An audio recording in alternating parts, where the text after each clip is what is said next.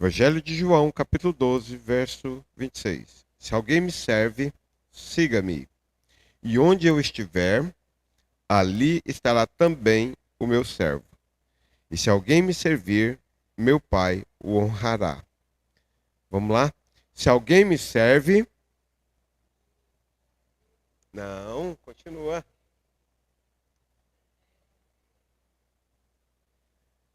Pediu o irmãozinho do som que, pelas misericórdias de Jesus, tire a NVI daí. Agora dá. Então vamos lá. Quando eu parar, vocês continuem. Se alguém me serve. Se alguém me serve. E onde eu estiver, ali está. Calma, eu não parei não. Vocês vão aprender. Vamos lá de novo. Se alguém me serve. E onde eu estiver, ali estará também o meu. E se alguém me.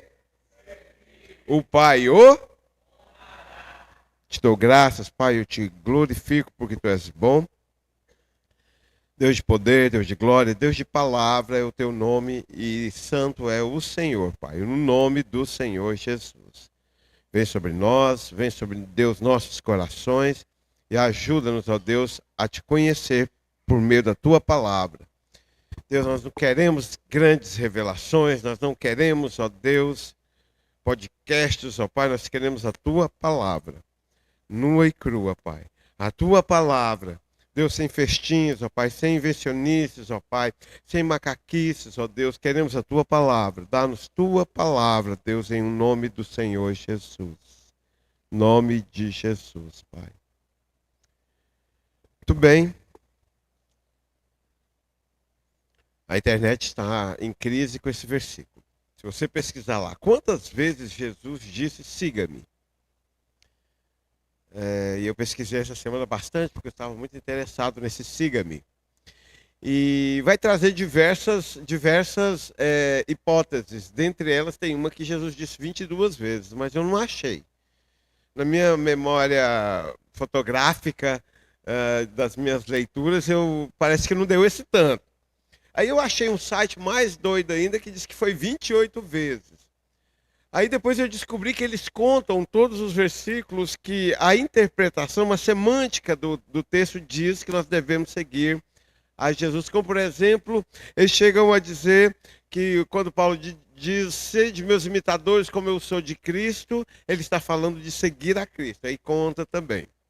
Uma coisa é fato, me parece que os dois mandamentos, ou os dois chamamentos, melhor dizendo, enfaticamente repetidos não temas no Velho Testamento e siga-me no Novo Testamento.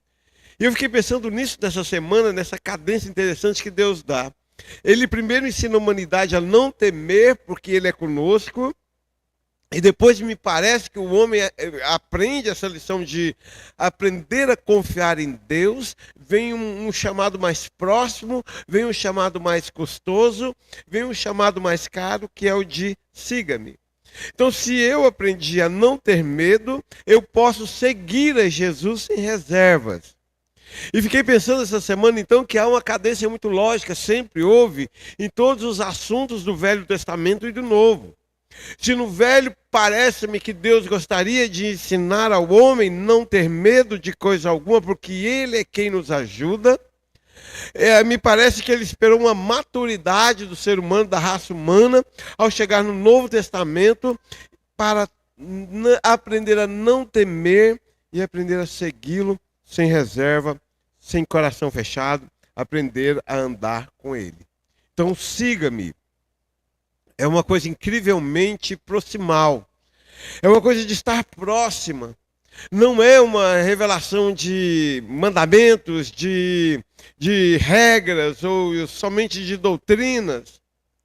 E você já parou para pensar a quantidade de tempo, ou de vezes, ou de dias, ou de anos que você já seguiu religiões, ou até mesmo você impôs para você um monte de regras ou de doutrinas para você seguir, achando que isto era a revelação de Deus, que isto faria de você filho de Deus? Incrivelmente, o siga-me não fala, não se trata de regras a cumprir. Mas eu sei como é bom viver uma vida de regras. Eu gosto, dentro do meu temperamento, eu gostei do serviço militar, eu gosto do trabalho, eu gosto das regras do trabalho, eu gosto de horário para sair, eu gosto, sabe a coisa que as pessoas abominam e eu gosto de sirene. Desde o quartel eu gosto de sirene, eu gosto quando toca sirene no colégio, eu sei a hora de entrar, eu sei a hora de sair. Eu gosto de regras porque elas me deixam confortável. Eu sei o que fazer na hora de fazer, e se eu cumprir aquelas regras, ninguém pode me acusar de nada. Mas o siga-me, ele é mais profundo. Ele não, quando Jesus olha para os homens e diz assim para eles: vem e sigam-me.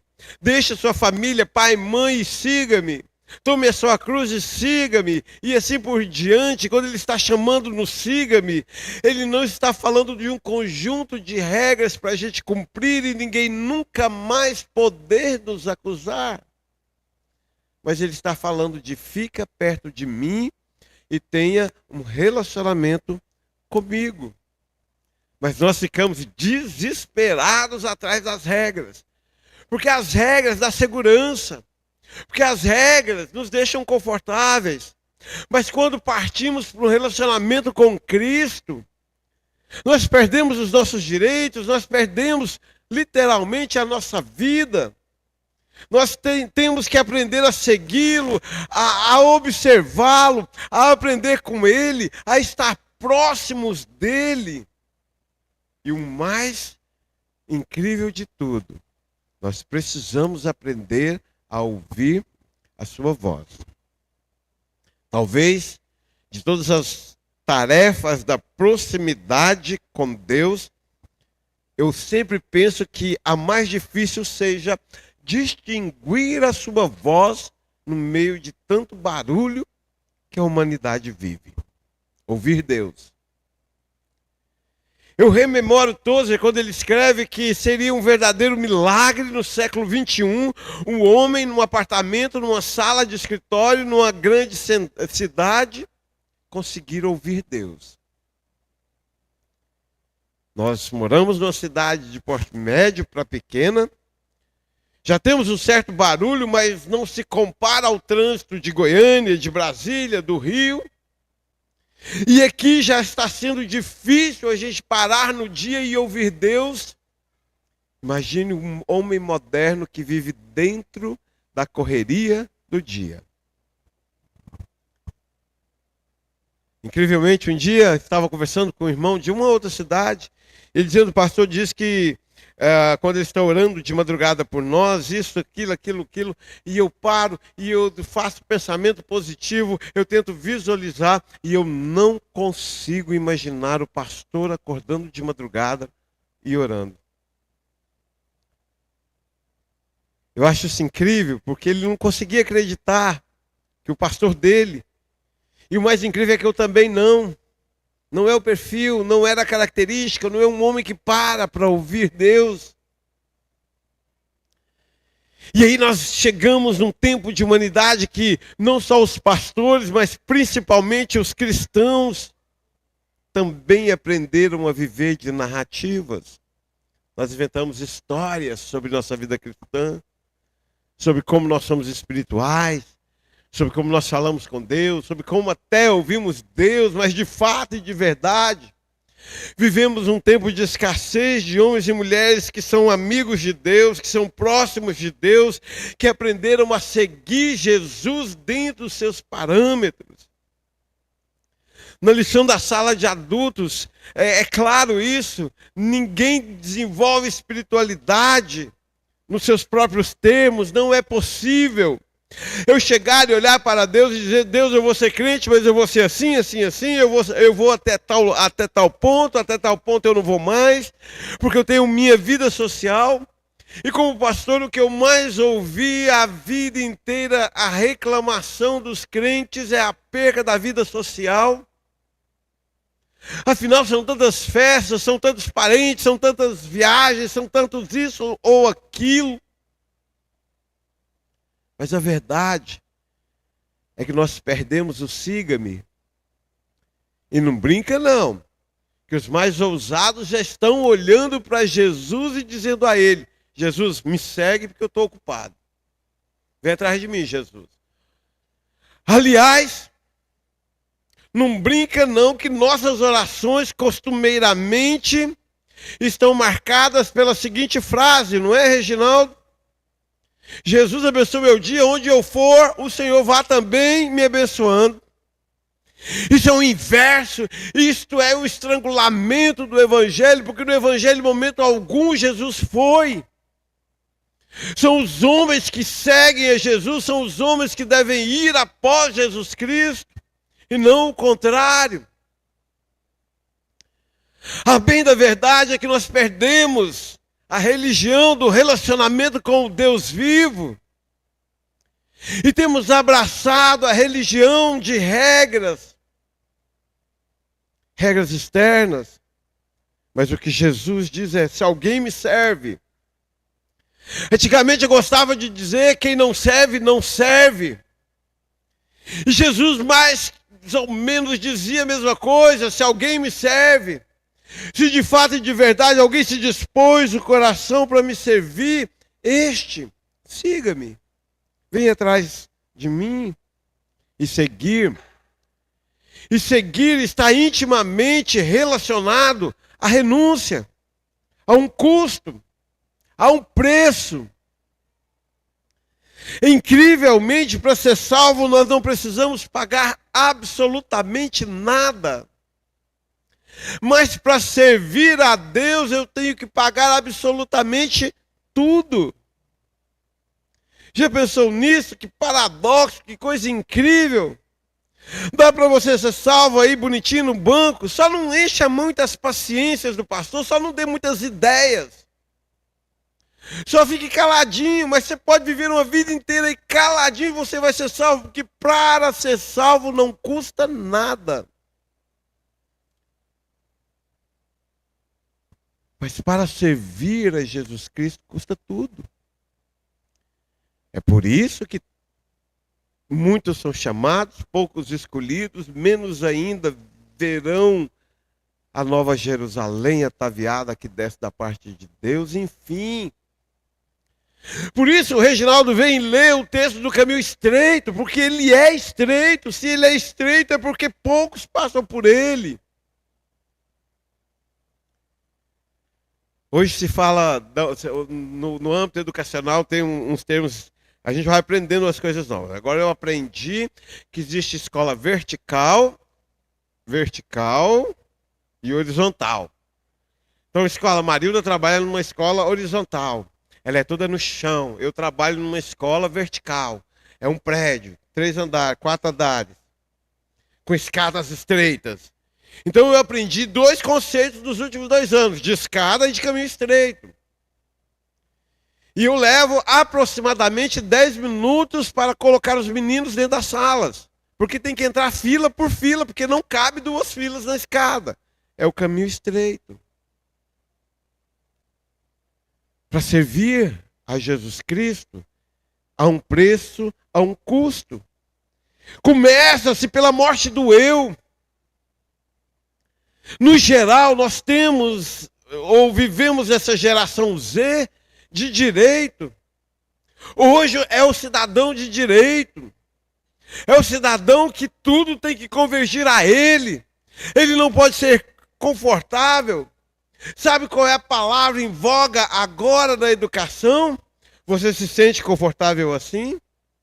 Isso tem me remoído, porque eu sei, você adulto sabe, que mais cedo ou mais tarde a vida não vai te deixar confortável e ainda assim você vai ter que levantar e viver. Mas o que temos ensinado a essa geração, que se não estiver confortável para você, dê um grito que alguém vai ter que se matar para ficar confortável para você. E aí me peguei atendendo uma mãe dizendo: assim fica confortável para a senhora? Quando eu terminei de dizer, deu uma dor na alma. Porque não é isso que eu creio da vida. Eu creio que nós precisamos aprender a viver. Eu creio que seu filho precisa aprender a carregar a mochila dele. Eu creio que nós precisamos aprender a encarar os nossos perrengues e não culpar terceiros. Mas enquanto o nosso eu for forte, enquanto eu tiver que me satisfazer, enquanto eu estiver em busca do que é confortável para mim, certamente eu não irei reclinar a cabeça com o Filho do Homem. Certamente eu não irei andar pelo caminho estreito. Certamente eu não verei a glória de Deus, porque o caminho da cruz, mais conhecida como a via crucis, ou seja, aquela via onde você carrega a sua cruz, onde Jesus carregou a sua cruz, de confortável, não tem nada. Homens e mulheres, conhecedores de Jesus, em busca de satisfação, de conforto. Conhecem tudo, menos o seu Senhor, menos Jesus Cristo. Nós lemos o versículo 26, mas no versículo 24, do mesmo capítulo, o verso 24 traz uma das poesias mais belas da filosofia greco-romana daqueles dias. Na verdade, vos digo que se o grão de trigo cair em terra, ele não morrer, fica ele só. Mas se morrer, dá muito fruto. Vamos traduzir isso para a linguagem de hoje dos crentes modernos. Hoje os crentes modernos são grãos de trigo que caem em terra e não morrem. Aí está ele só, sem fruto, sem galardão. Está ele só, sem o que ofertar a Cristo. Você já se perguntou como é? Você já tentou imaginar, visualizar, criar na sua imaginação a reação de Jesus Cristo quando você levanta as mãos e canta uma canção aqui na igreja? Trabalhar em escola com crianças, a gente aprende muita coisa. Das coisas que eu mais aprendo e tenho me divertido com a faixa etária é a cara de nojinho. Depois do divertidamente então nojinho, ficou uma sensação. Aluno dá conta de fazer uma cara de nojinho que só aluno que dá conta. Não sei se Jesus se prestaria esse papel. Mas Isaías no capítulo 1 diz que quando vocês levantam as mãos sujas de sangue, Deus vira o rosto para não ver os seus cultos.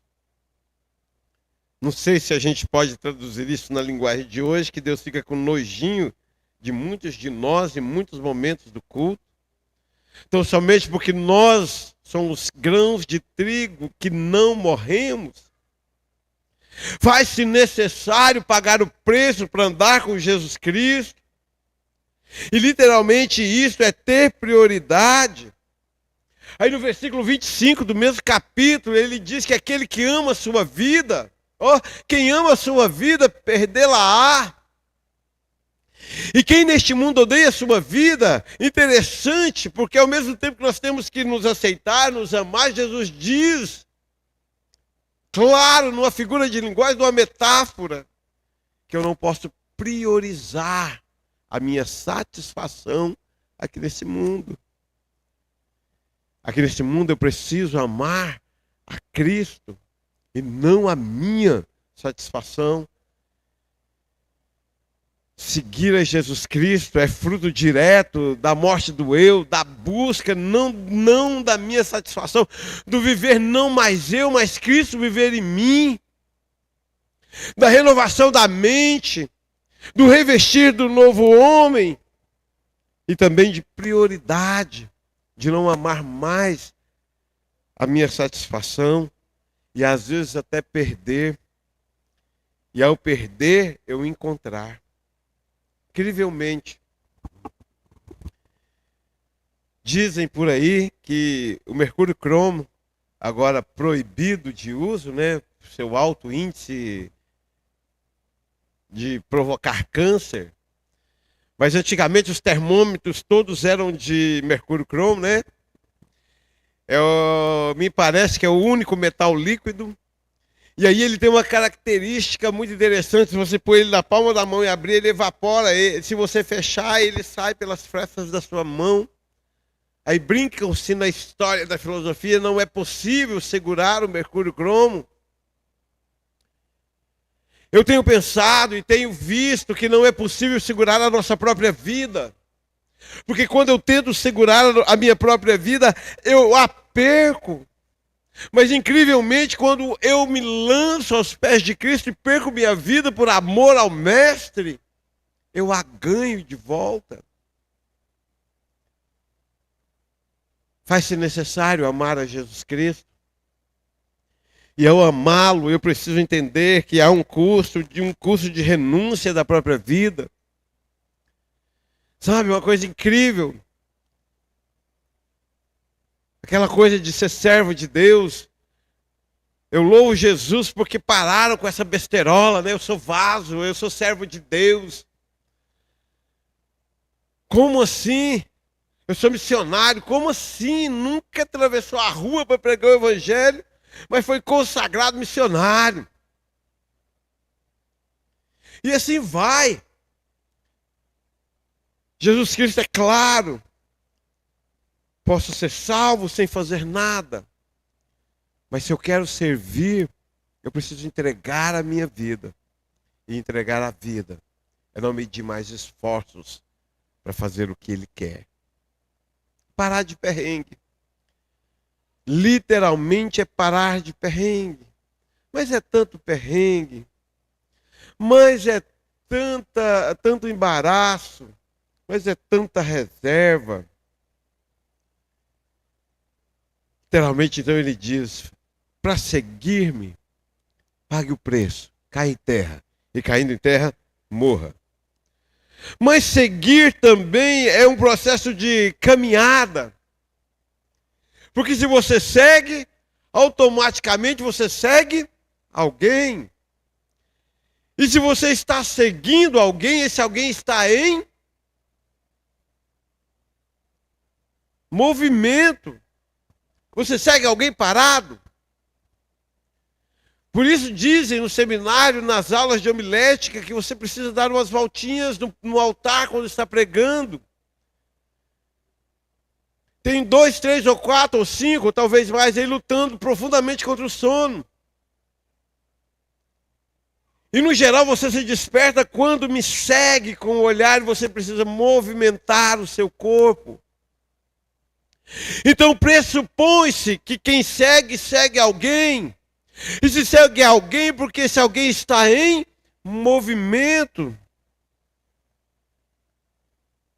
E Jesus Cristo é puro movimento.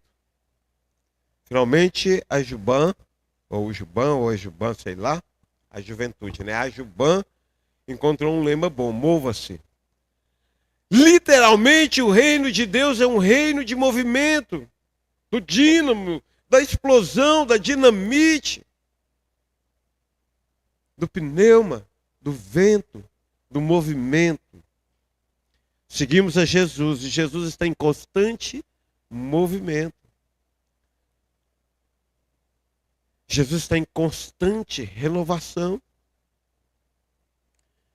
É necessário uma caminhada, porque aquele a quem eu estou seguindo está se movimentando. Porque aquele eu estou andando após, ele não fica parado. Não é uma questão de geografia espiritual somente.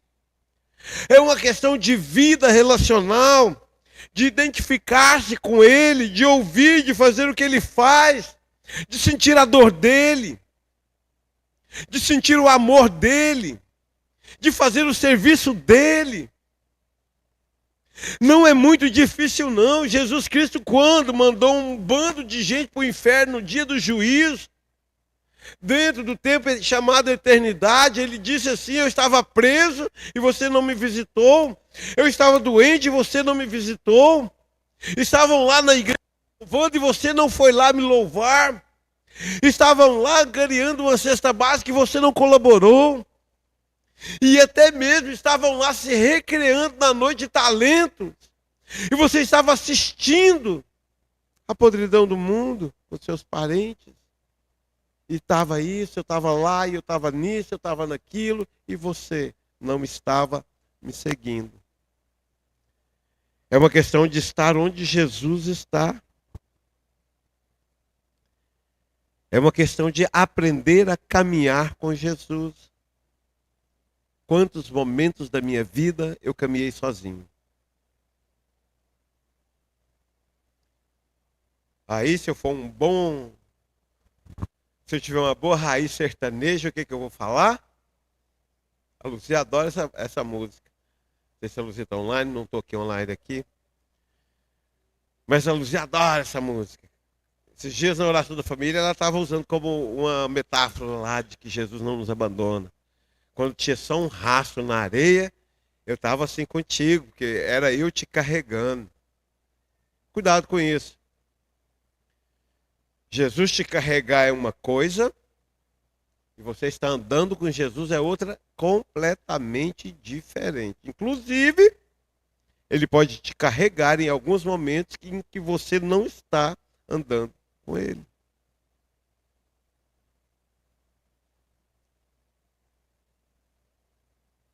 Há muitos anos, uns 5 ou mais anos, eu parei de discutir salvação. Não é um assunto que me interessa mais.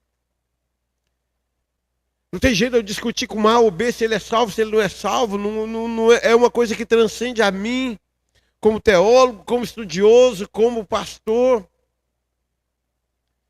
Mas servir a Cristo, aí é um outro departamento, aí eu preciso andar com ele, aí eu preciso estar próximo dele.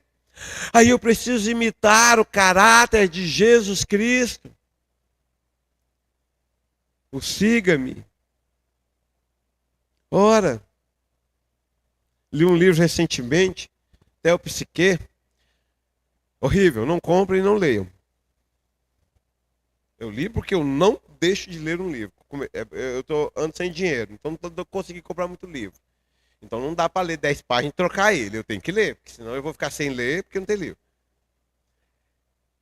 E olha que eu me considero um bom leitor e olha que eu me considero quase tudo que eu entendo, né, que eu leio. E eu não entendia. E eu voltava, e eu lia. Meu Deus, não estou entendendo nada que esse cara está falando. Mas lá na parte ele falou assim, olha, você quer saber para que a psicologia, a filosofia e todas as logias do mundo servem? Senta com uma criança de 6 anos e explica para ela que Deus é uma trindade, que ele é espírito, mas que ele está presente, que ele é espírito, mas não é um fantasma, que ele é espírito, mas é uma pessoa. Por isso é que a gente tem que dobrar as orações para aqueles que ficam na salinha das crianças, de manhã e de noite. Porque não é de Deus ficar na salinha de crianças, não. Esses dias eu estava no banheiro, e do banheiro eu estava ouvindo a conversa das professoras da sala de criança. Não, a lição é meio repetida, já vamos passar para outra. Eu gritei lá do banheiro, não, não passa não, porque eles não entenderam ainda não. Aí ele disse, o autor, você quer saber como é que a vida funciona? Vai ensinar para uma criança de 6 anos isso. Aí você vai descobrir que você precisa repetir, e repetir de novo, e repetir de novo, até que ele aprenda. Porque eu vou te contar um trem. Cadê Jesus aqui? Lucas, aponta para Jesus.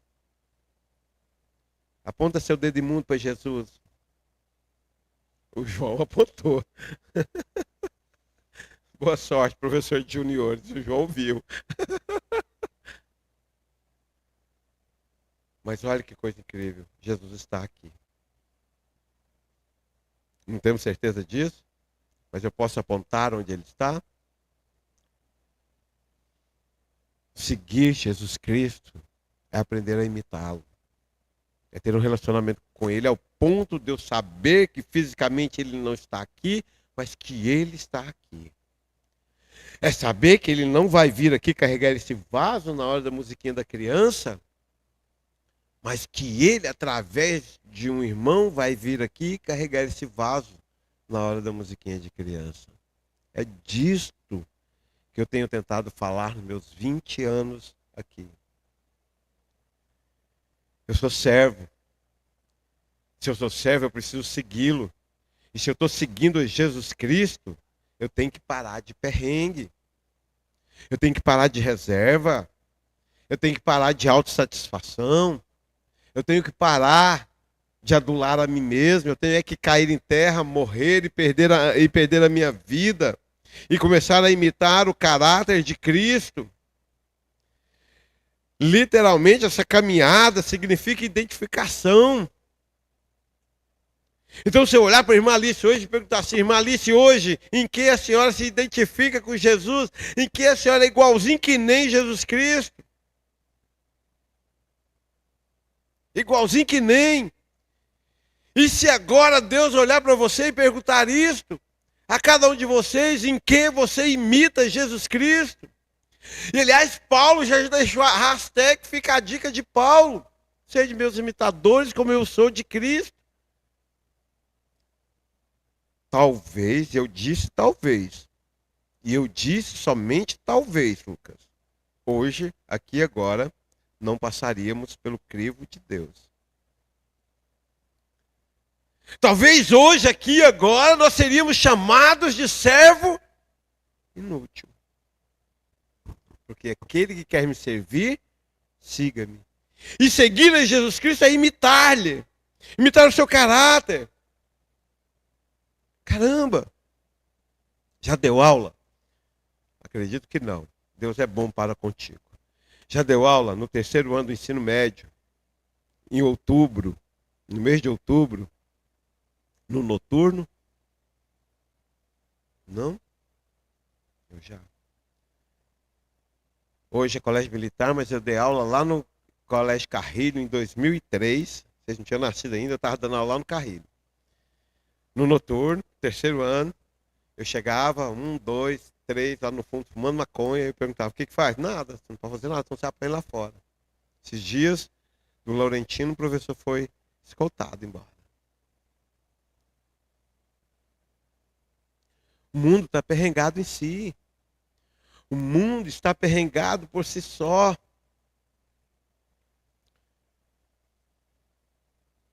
Seguir o caminho. Se eu não imitar a Cristo, eu vou ser igual a eles. Tem muitos de nós que estamos distantes. E se arrochar o crivo de Deus, não se consegue intercessão. Lembra quando você era pequeno, estudava lá na escola? A intercessão dos conjuntos. Tem 3 peras, 2 maçãs, e no outro tem 4 mangas e 2 maçãs. Qual é a intercessão? As 2 maçãs. Aquilo que é igual. Você é um ser e Jesus Cristo é um ser. O que é igual em vocês dois?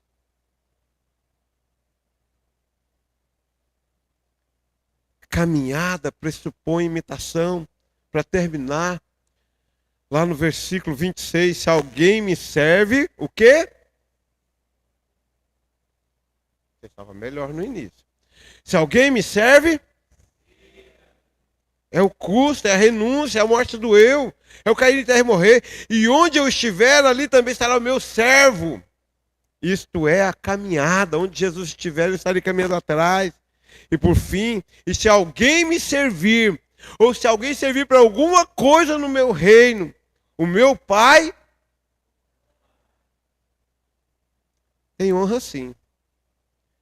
Mas deixa eu te falar uma coisa, deixa eu te desiludir.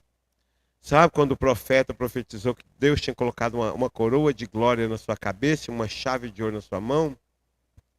Já recebeu essa profecia? Já recebeu algumas vezes. Já recebeu?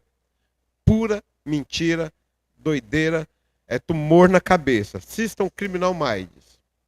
A maior parte das pessoas que tem loucura, ele tem um tumor na cabeça e espreme o lóbulo central e ela faz loucura sem saber que é louco. Não passa de tumor na cabeça. Há uns anos atrás, não muito distante, uns 2 anos atrás, eu acho, 3, não sei, a irmã me mandou uma mensagem.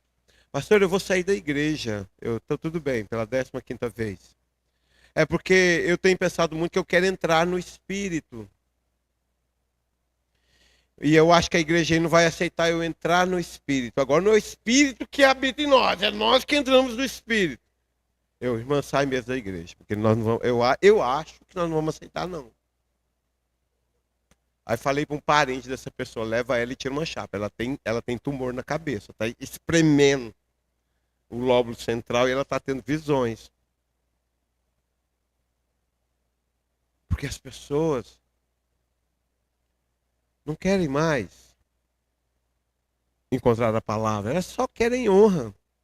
Receber a honra aqui, meu pai o honrará. Sim, o pai o honrará, sim. Evidentemente que sim, depois de você renunciar à sua própria vida, depois de você segui-lo, depois de você servi-lo, é uma consequência simples e natural, e o pai o honrará. Mas antes do pai o honrar, faz-se necessário segui-lo, faz-se necessário amar mais a ele do que a você mesmo, faz-se necessário imitar-lhe, faz-se necessário estar próximo dele. E a consequência é natural. Se quer ser honrado, ande com Deus. Se quer ser ouvido, ande com Deus. Se quer ver Deus abrindo os mares, ande com Deus. A recompensa, a aprovação do Pai, a honra que vem do alto. Não fantasia de chave de ouro, não fantasia de luz azul, não fantasias de mentes que têm tumor, mas a honra que vem de Deus de levantar todas as manhãs e renovar dentro de você o ânimo de viver. Isso é fruto de servi-lo sem medida, sem reservas. Simples e claro, e o texto diz assim: se alguém me serve, siga-me. E onde eu estiver, certamente ali estará também o meu servo. E se alguém me servir, é fato, o meu Pai o honrará. Pai, te dou graças, eu te honro. Eu glorifico a ti, Deus, pela tua palavra, porque tu és bom e a tua palavra é viva, Pai. Guarda os nossos corações e enche-nos, ó Deus, de ti, Pai, em nome do Senhor Jesus. Deus, Pai, te damos graças.